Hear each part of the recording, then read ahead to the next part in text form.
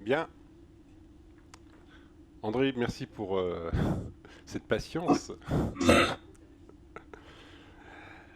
On était dans les échanges et donc c'était difficile de ramasser tout le monde.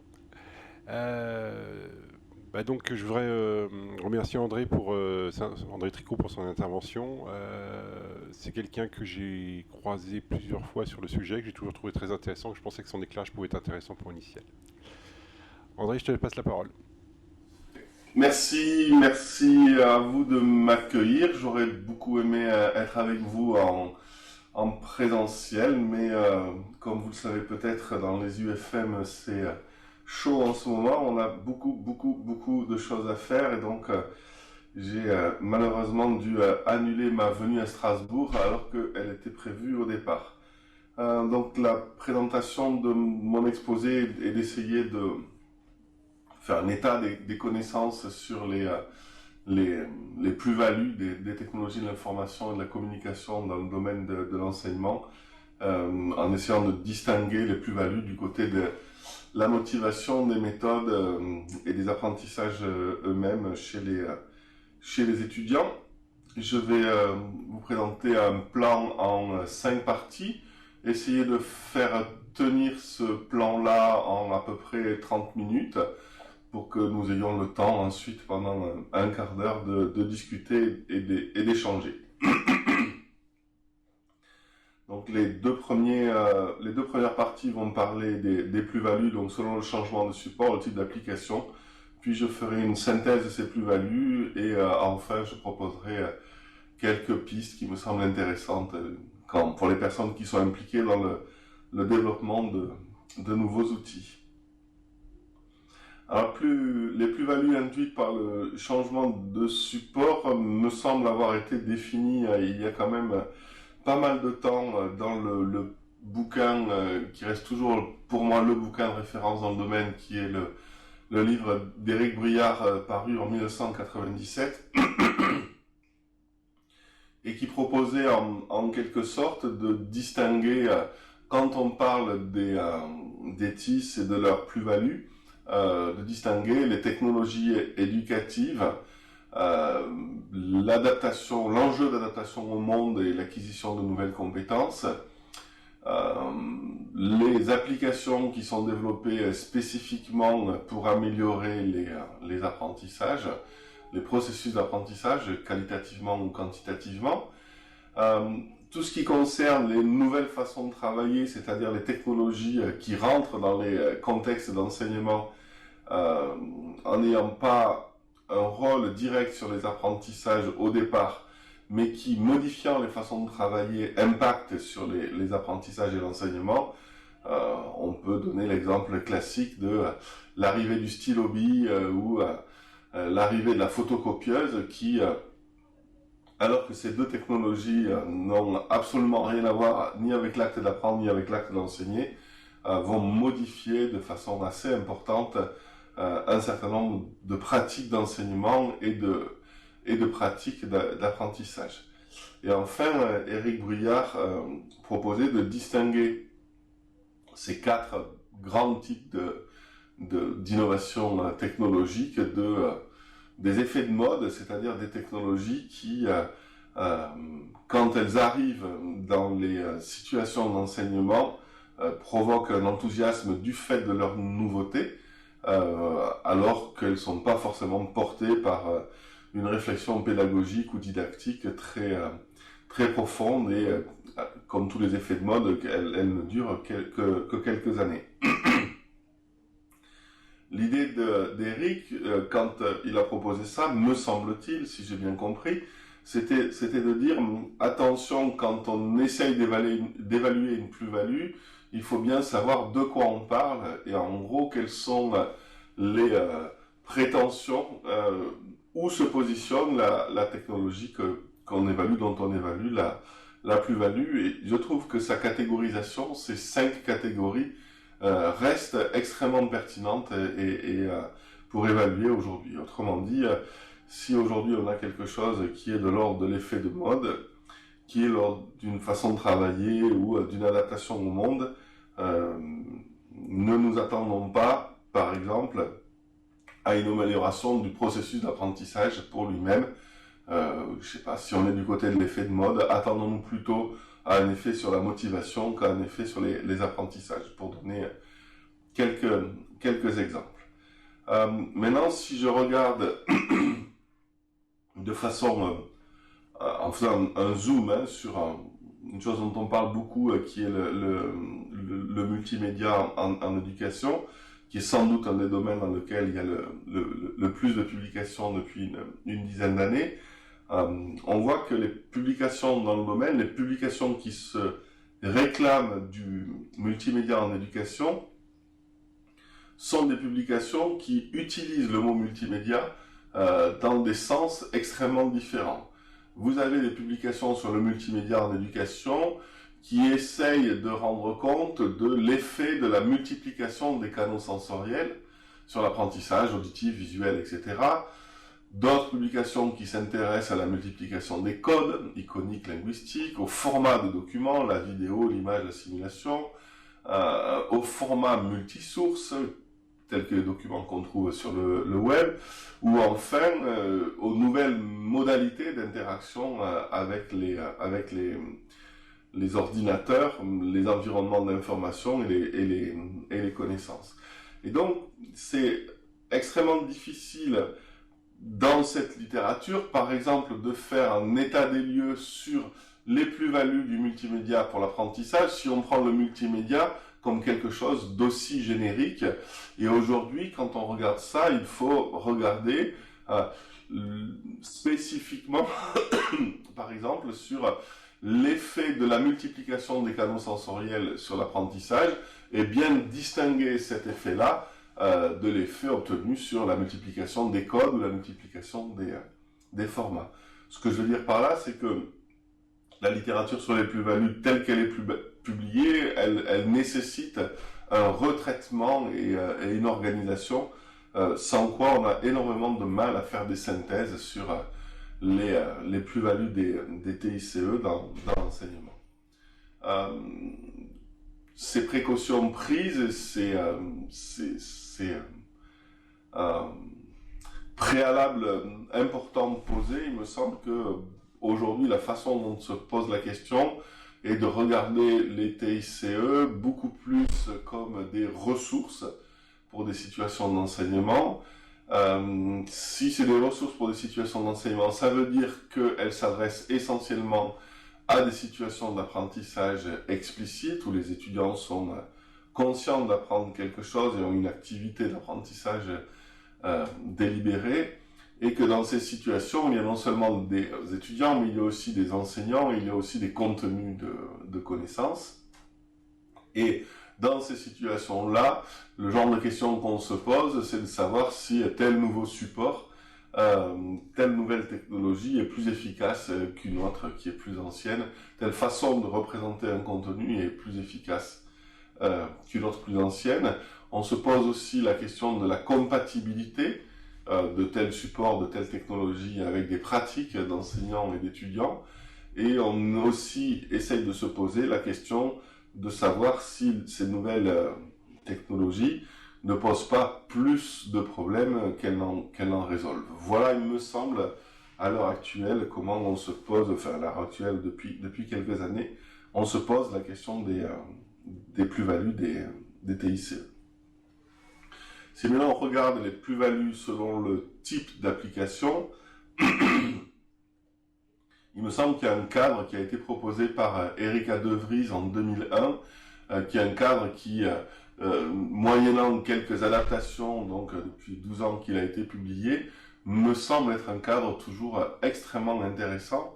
Ce qu'a proposé Erika De Vries dans cet article, c'est de dire, en gros, pour évaluer la plus-value d'une application dans le domaine des TIS, il faut être capable de ranger cette application dans un type d'application et bien comprendre que chaque type d'application dans les TIS remplit une fonction différente, s'adresse à des apprentissages différents, concerne des situations d'enseignement différentes, etc.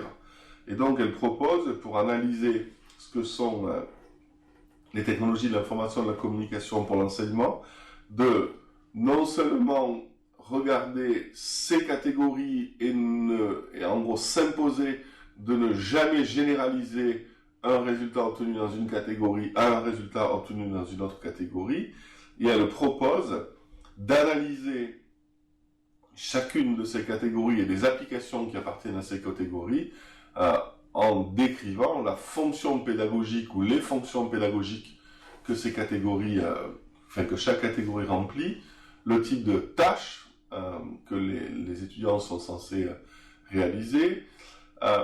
Il y a une chose qui me semble très intéressante, c'est qu'elle montre l'intérêt qu'il y a à citer des exemples concrets d'activités mis en œuvre par des vrais enseignants ou des vrais étudiants dans des vraies situations. Et ce critère peut vous sembler futile, mais il me semble intéressant parce que dans la littérature sur les TIS, on a beaucoup de publications de recherche qui concernent des outils qui sont pour l'instant dans des laboratoires et qui donnent des résultats très intéressants dans les laboratoires, mais qui n'ont pas encore franchi la porte du laboratoire. Et donc, tant qu'on n'est pas capable de citer un exemple d'activité avec des vrais étudiants dans une vraie situation d'enseignement, les résultats sont sans doute d'un statut différent des résultats obtenus dans des situations authentiques. Ensuite, elle propose de caractériser le rôle du professeur, les apports pour les étudiants, les apports pour l'enseignant et les limites.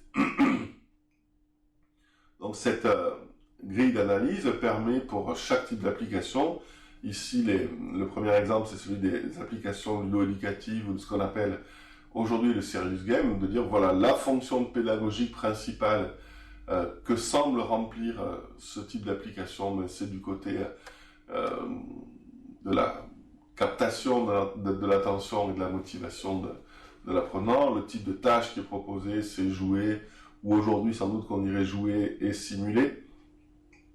Les exemples d'activité, est-ce que c'est au domicile, est-ce qu'on en trouve d'autres?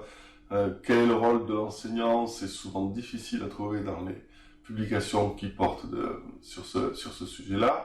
Et quand on regarde la littérature sur les applications ludo-éducatives et les serious games, l'apport étudiant est difficile à trouver si on regarde les évaluations directes, c'est-à-dire quand on regarde l'apport pour les apprentissages, en ne considérant pas, en faisant abstraction des apports pour la motivation, sauf pour un type de serious game qui sont les jeux de simulation où on propose aux étudiants de se mettre en situation de faire ceci ou cela. Pour l'instant, c'est ce que semble montrer la littérature, qui montre aussi que parfois certains étudiants s'impliquent dans une activité qui est proposée de façon forte, de façon dense, de façon importante, etc., sans qu'on soit capable, à l'issue de cette activité, de rendre compte de façon très précise d'un apprentissage. Autrement dit, on peut rendre compte d'une activité sans forcément rendre compte d'un apprentissage. Et si je prends simplement notre exemple, si on fait le contraste avec un autre type d'application que sont les exerciceurs, là on est dans une fonction pédagogique qui est souvent beaucoup plus restreinte. En gros, à quoi ça sert un exerciceur? Ça sert à proposer des exercices. Et quel type d'apprentissage est visé? Essentiellement l'acquisition et le renforcement, l'automatisation de savoir-faire. Autrement dit, l'intérêt pédagogique des exerciceurs est extrêmement modeste. Ça ne vise que ce type d'apprentissage.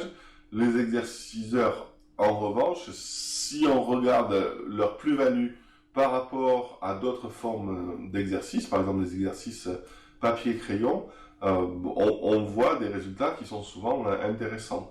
Autrement dit, ce que je voulais vous montrer avec ces deux exemples, c'est que on peut très bien avoir des applications qui ont, on va dire, des prétentions pédagogiques extrêmement modestes, mais quand on mesure la plus-value, on obtient des résultats intéressants. Et puis on a des applications qui peuvent avoir des prétentions beaucoup plus importantes, qui potentiellement pourraient apporter beaucoup plus et pour lesquels il est pour l'instant difficile de trouver une plus-value absolument indiscutable, en tout cas quand on mesure les apprentissages. Voilà, c'est pour ça que je voulais vous montrer cette approche qu'a proposée Erika De Vries, parce qu'elle me semble véritablement très intéressante et très porteuse quand on veut faire de l'analyse de plus-value. Et je vais avoir bien entendu énormément de mal à généraliser les résultats positifs obtenus avec les exerciceurs à quelque autre domaine que celui des exercices. Voilà, je vais vite. Après, bien entendu, on a la littérature sur les hypermédias, on a la littérature sur les micromondes, on a la littérature sur les plateformes d'apprentissage collaboratif. Et là, bon, c'est vrai que c'est un domaine qui, comparativement aux autres, m'intéresse beaucoup, sur lequel on a plusieurs thèses qui ont été soutenues et ou des thèses en cours. Et une chose qui est très intéressante dans les plateformes d'apprentissage collaboratif, c'est de savoir si on se pose la question de la plus-value par rapport à un enseignement, par rapport à une situation d'apprentissage collaborative en présence, ou si on se pose la question de la plus-value par rapport à une situation d'apprentissage isolé à distance, de type téléenseignement classique. Je prends cet exemple pour montrer que, selon la littérature que vous examinez, vous allez avoir des plus-values fortes du côté des plateformes d'apprentissage collaboratif, c'est-à-dire quand on compare à une situation d'apprentissage à distance isolée, on trouve des résultats intéressants, on montre à quel point ces plateformes sont intéressantes, qu'on soit chez les enseignants ou chez les étudiants. Par contre, quand on compare les situations d'apprentissage collaboratif via une plateforme, via un dispositif, par rapport aux situations d'apprentissage collaboratif en présence, là-dessus, les résultats sont beaucoup plus modestes, voire décevants. Donc je prends cet exemple parce qu'il me permet d'insister sur le fait que quand on essaye de rendre compte d'une plus-value, il faut poser de façon assez précise une plus-value par rapport à quoi. Je passe l'exemple que je voulais donner parce que je pense qu'il est important d'avoir du temps pour la discussion et pour ce qui va suivre. En synthèse sur les plus-values, quand on demande l'avis aux étudiants, l'avis sur l'apport des technologies est très très majoritairement positif, c'est-à-dire que du point de vue des étudiants, les technologies de l'information et de la communication présentent une véritable plus-value par rapport par rapport à l'absence de ce type d'outils. On a une véritable amélioration et les analyses montrent aussi que c'est pas parce qu'on a un jugement qui est globalement positif de la part des étudiants qu'il y a de leur part une absence de critique. On voit dans les analyses qu'il y a un certain nombre d'usages qui sont jugés absolument insatisfaisants, qui sont jugés défavorables, etc. Qu'est-ce qu'on peut retenir de la littérature? Il me semble 5 points importants. Le premier point, c'est la plus-value des technologies en termes de motivation, d'engagement, de plaisir.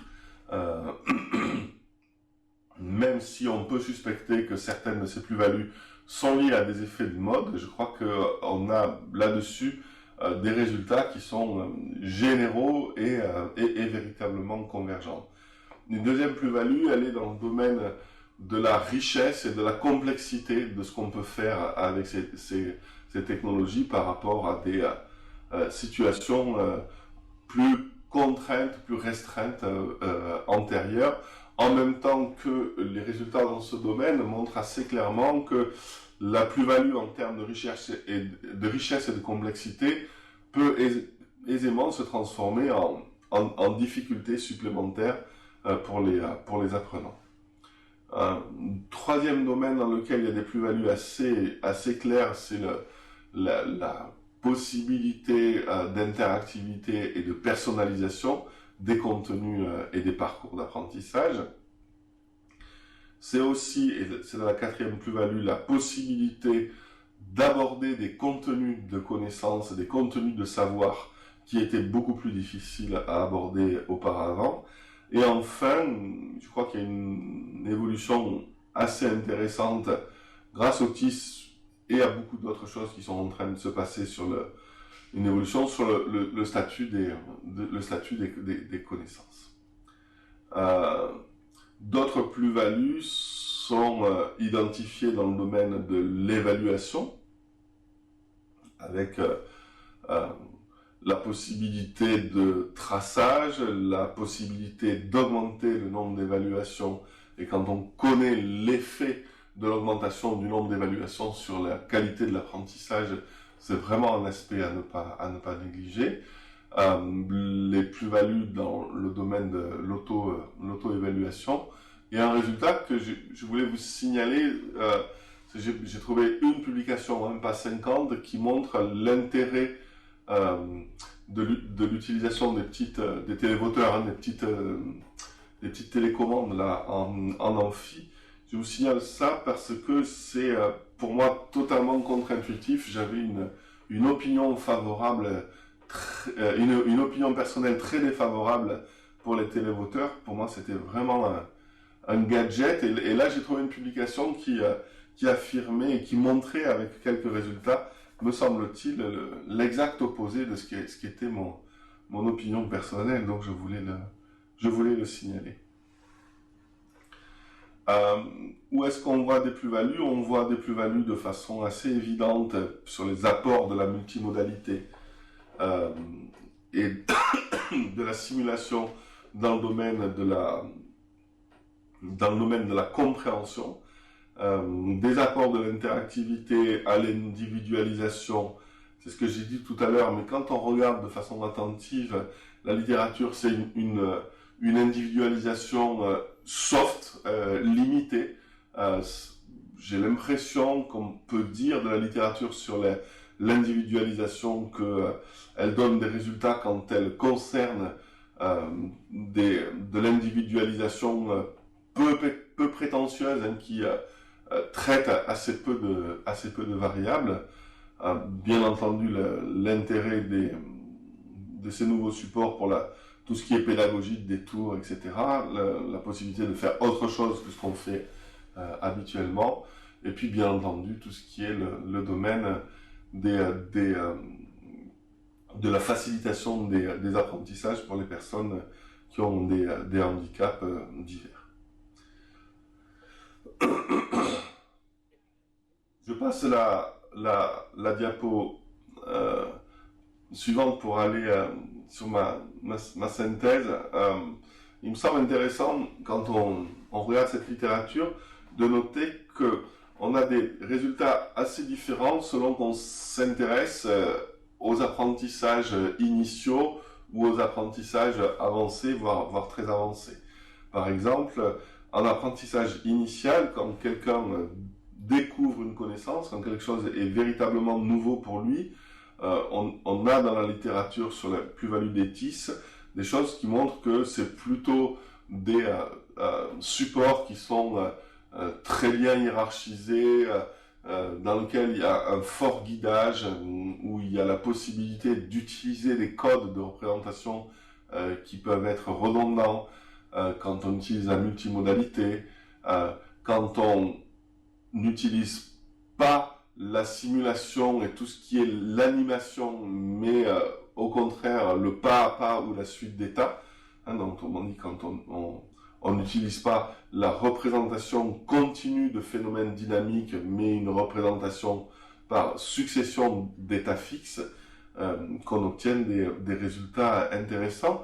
Et je vous dis ça parce que ça contraste avec une littérature où on s'intéresse aux apprenants avancés, hein, vous savez, tous ces objectifs d'apprentissage de type approfondissement, construction de l'expertise, etc., Et où là, on voit une littérature qui donne des résultats qui sont véritablement contrastés, qui montrent l'intérêt des supports qui sont complexes, des structures qui sont moins hiérarchiques, des dispositifs dans lesquels il y a moins de guidage et de redondance, et des dispositifs dans lesquels on peut utiliser des représentations dynamiques, des animations, etc. Voilà, je voulais signaler ce cas-là parce qu'il me semble intéressant. Dans la littérature, on appelle ça le expertise reversal effect, vous savez, en théorie de la charge cognitive, c'est-à-dire le fait que beaucoup d'effets positifs obtenus avec des apprenants débutants se révèlent contraires, se révèlent négatifs avec des apprenants avancés et réciproquement. Je vais aborder dans les 6 minutes qui restent les deux derniers points et garder du temps pour la discussion. Les pistes pour le développement de nouveaux outils, je vais en parler. Je voulais juste vous signaler un article qui est paru, je crois, dans la revue de pédagogie universitaire, un article de Peraya et Vien. Je vais pas m'y arrêter dessus, je voulais juste vous signaler l'existence de cet article qui date un peu, hein, il est de 2005, mais j'ai trouvé cet article prodigieusement intéressant, donc je fais de la pub, lisez cet article, il est vraiment intéressant.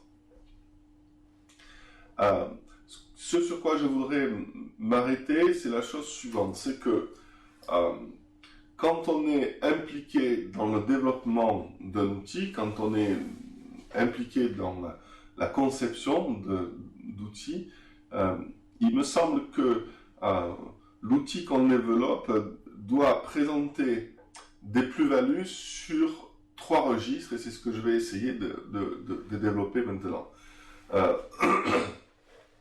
Pour moi, un outil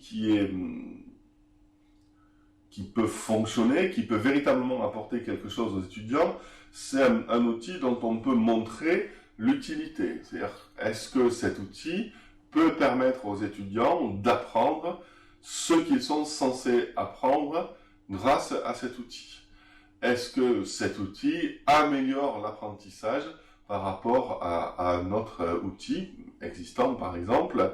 Est-ce que cette utilité, cette plus-value du point de vue des apprentissages, elle concerne tous les étudiants ou certains étudiants, par exemple étudiants en présence, étudiants à distance? Est-ce qu'elle concerne certaines situations et pas d'autres? Et l'idée, c'est ça, c'est de dire, l'outil que je suis en train de développer, il faut qu'il puisse remplir ce critère de qualité-là, qui est le critère d'utilité, mais il faut aussi qu'il puisse remplir un critère, des qualités d'utilisabilité, c'est-à-dire que par rapport à l'existant, par rapport à d'autres outils, l'outil que je suis en train de développer, il faut qu'il soit facile à manipuler, facile à prendre en main, il faut qu'il plante pas, il faut qu'il satisfasse, qu'il ne donne pas l'impression de perdre du temps. Et j'insiste sur cet aspect parce que on peut développer un outil qui, du point de vue de l'utilité, est très bon, mais s'il présente des défauts importants du point de vue de l'utilisabilité, il est assez probable que, au bout du compte, les étudiants ou les enseignants le rejettent. Et c'est pas fini. L'idée, c'est de dire que la qualité d'un outil pour l'apprentissage dépend aussi de son acceptabilité, c'est-à-dire de sa compatibilité avec la façon dont le temps est organisé, la façon dont l'espace est organisé, la façon dont les ressources matérielles sont utilisées. Cet outil doit sans doute aussi être compatible avec des pratiques sociales et culturelles. Est-ce que la façon dont les gens ont des intérêts, des valeurs, des besoins, etc., est-ce que cet outil ne contredit pas ce système de représentation-là? Et enfin, l'acceptabilité, c'est, me semble-t-il, aussi des critères de compatibilité personnelle, C'est-à-dire, est-ce que cet outil correspond bien aux motifs, aux motivations des apprenants? Est-ce qu'ils répondent à un besoin d'apprentissage et pas à quelque chose de décalé? Voilà. L'idée que je voulais vous présenter, elle est finalement assez simple, elle est de dire que quand on développe un outil, le fait que cet outil soit utile n'est pas suffisant, c'est déjà pas mal, vous allez me dire, mais c'est pas suffisant, il y a un besoin de qualité du côté de l'utilisabilité et un besoin de qualité du point de vue de l'acceptabilité, et ça me semble être la réunion de ces trois conditions qui fait qu'on a développé un outil qui va bien fonctionner avec les étudiants et les enseignants. Pour illustrer ça, je vous donne un exemple d'un travail qu'on a fait avec un éditeur de logiciels. Alors c'est pour des enfants beaucoup plus jeunes, hein, mais cet exemple m'avait pas mal bousculé à l'époque où on avait fait ce travail. Donc un logiciel qui s'appelle WTS, hein, c'est Write to Speech, qui est un logiciel qui fait en gros du guidage pour l'apprentissage de l'écriture, notamment en produisant des analyses des traces et en permettant à une personne, alors pour l'instant c'est essentiellement des orthophonistes et des psychomotriciens, de faire un retour extrêmement précis, un guidage extrêmement précis en fonction des difficultés rencontrées. Donc ce logiciel existe, il est tout à fait performant, il est tout à fait satisfaisant, il est tout à fait compatible avec la façon dont les psychomotriciens, les orthophonistes travaillent. Et l'éditeur de ce logiciel nous avait demandé, voilà, est-ce que vous pensez qu'on va réussir à développer une version de ce logiciel pour les enseignants? Et donc nous, ce qu'on a fait dans ce travail-là, c'est qu'on a passé 6 mois dans des salles de classe, de grandes sections de maternelle, de moyennes sections de maternelle et de CP, pour essayer de voir si la façon dont est enseignée l'écriture est compatible ou susceptible d'être compatible avec ce type de logiciel qui est WTS. Et notre conclusion, ça avait été non. Le logiciel tel qu'il existe, à l'époque on a fait cette évaluation, il y a 5 ou 6 ans, n'est pas compatible avec l'organisation du temps de l'apprentissage de l'écriture en classe, qui est un apprentissage qui se passe de façon extrêmement morcelée dans des tâches extrêmement diverses. Il n'est pas compatible avec l'organisation de l'espace de l'apprentissage de la lecture. Il n'est pas compatible avec les équipements disponibles. C'était avant l'invention de l'iPad qu'on a fait cette évaluation. Il n'est absolument pas compatible avec les technologies disponibles dans des salles de classe. Voilà, c'est pour dire, on peut avoir une application extrêmement performante, extrêmement utile, extrêmement facile à utiliser, et pourtant, il y a peu de chances que cette application réussisse à s'insérer dans un contexte d'apprentissage. Je passe sur la suite pour arriver à la conclusion et finir dans un temps raisonnable. Il me semble que quand on est impliqué dans un projet de conception, quand on est impliqué dans le développement, j'espère vous avoir montré l'intérêt qu'il y a à prendre en compte ces 3 dimensions, et pas uniquement à quoi va servir l'outil que je suis en train de développer, mais est-ce que cet outil va être facile à utiliser, et est-ce que cet outil va être compatible avec les situations et les acteurs dans lesquels je veux l'insérer, et où est-ce qu'il y a des raisons suffisantes de penser que les pratiques peuvent évoluer dans ce sens, ou dans tel sens ou dans tel sens.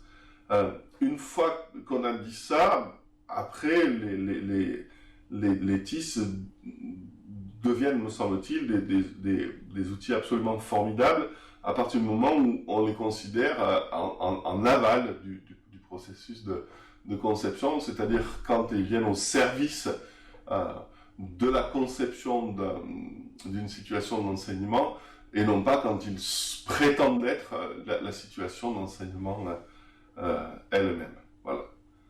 Je vous remercie beaucoup pour votre patience et pour votre attention.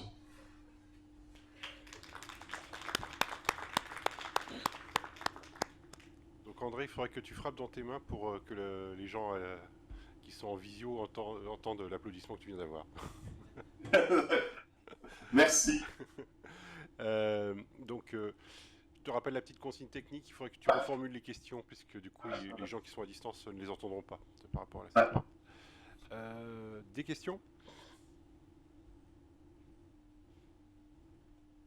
Un peu brutal, mais quand même. Oui.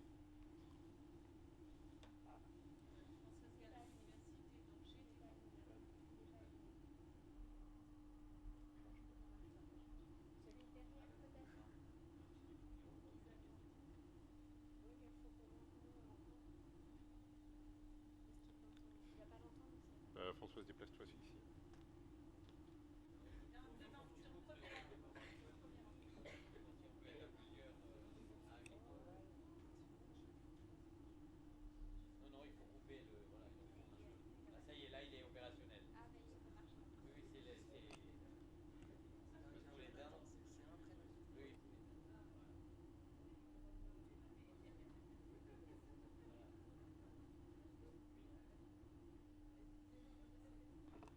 Excusez-moi pour le scénario là.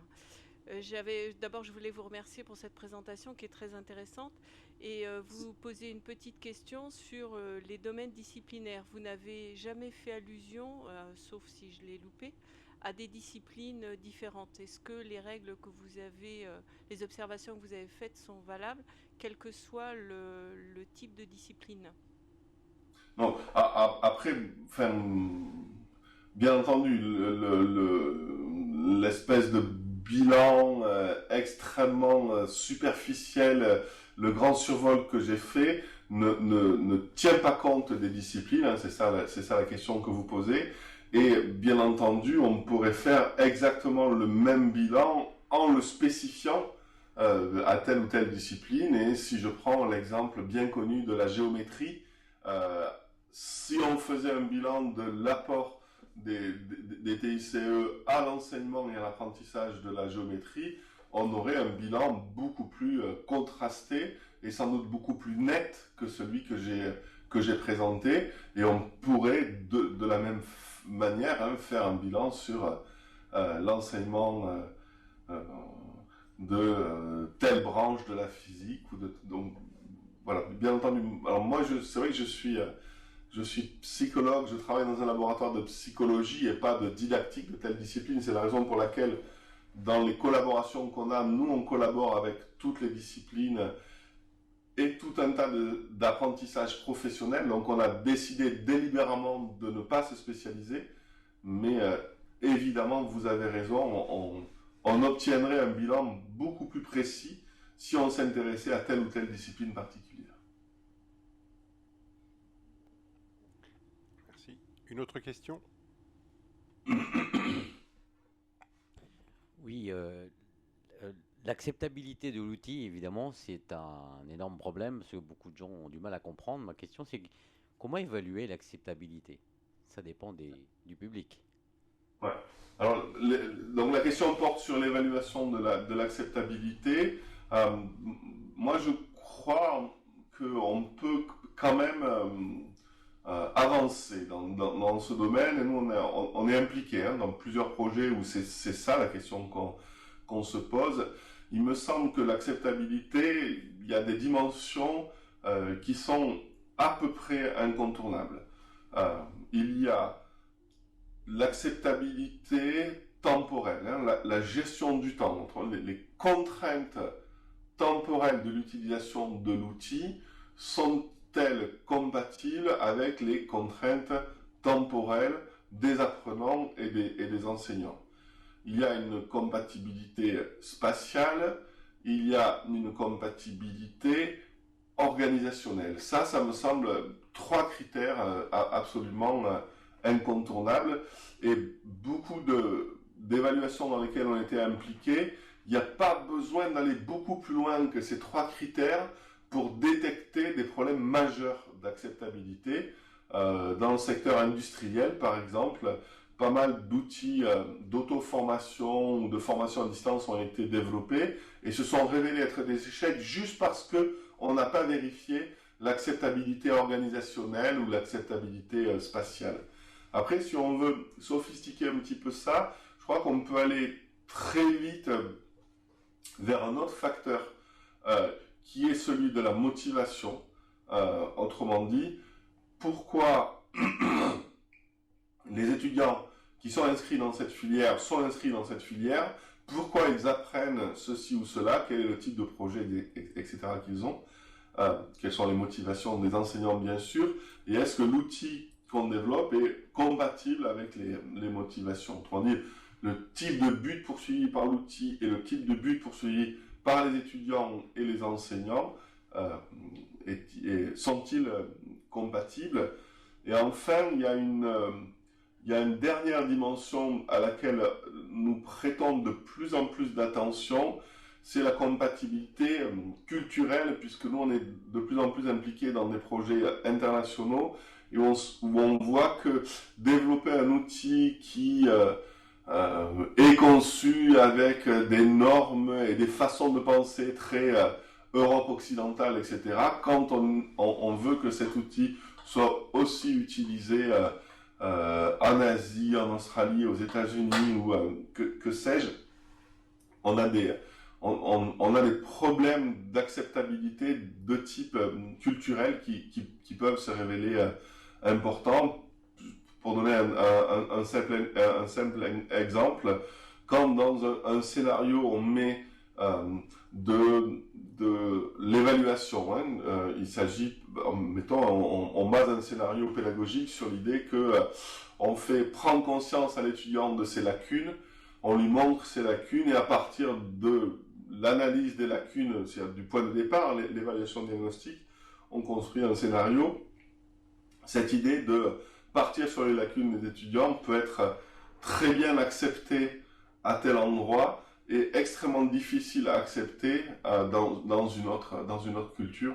Donc voilà, moi s'il me fallait limiter l'évaluation de l'acceptabilité à 5 critères, je mettrais ces cinq dimensions-là et je confesserais volontiers que la dimension interculturelle que nous avions tendance à ignorer, nous lui accordons de plus en plus d'importance. Une autre question?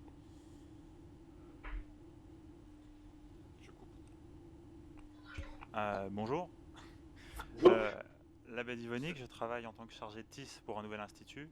Je voulais revenir sur quelque chose parce que quand vous avez partagé les 3 dimensions, ça m'a rappelé un domaine que j'ai pu rencontrer dans mon parcours qui s'appelle les EIAH, qui reprend quasiment point par point ce que vous venez de citer, qui sont pour moi principalement des méthodes de conception centrée utilisateur. Donc je voulais savoir si vous prenez en compte ces recherches dans le domaine des EIAH dans ce que vous nous expliquiez. Oui, tout à fait. D'ailleurs, là, c'est un clin d'œil magnifique. C'est que la première fois que j'ai présenté cette approche avec les 3 critères, c'était au congrès EIH qui s'est tenu à Strasbourg en 2003. Donc vous voyez, c'était Strasbourg et c'était les EIH. Merci. Une autre question?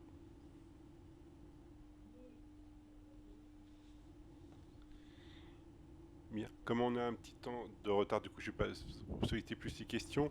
Je voulais te remercier de ton intervention en mettant bien en perspective du coup tout ton travail justement de centration sur du coup l'utilisateur.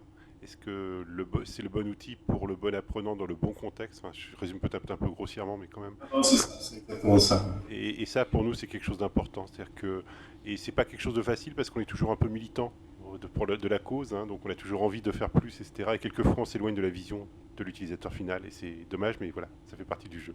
Merci pour ce rappel. Merci beaucoup.